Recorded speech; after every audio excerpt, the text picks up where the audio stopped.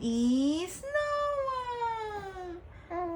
One day, God told Noah about his plan to flood the earth. He instructed him to build an ark, a big wooden ark. boat. Wooden boat. As God told Noah, he also Noah daw. tried to convince the people to fear God again and to do good. Because if they did not, God would send a flood. The people laughed at Noah and thought that he might have gone mad. When the ark was finished, Noah gathered 2 of every kind of animal. Noah also filled the ark with enough food. After Noah brought his family inside, God shut the door. Then it started to rain. It rained heavily for 40 days and nights.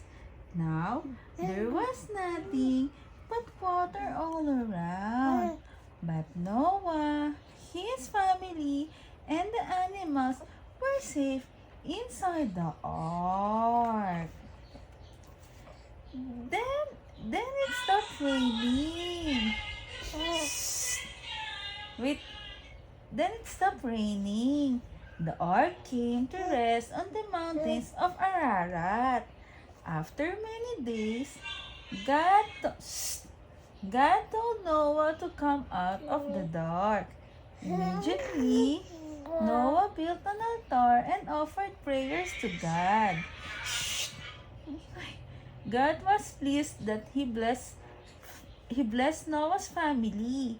He also promised that he would never flood the world again. As a reminder of his promise, God created the rainbow.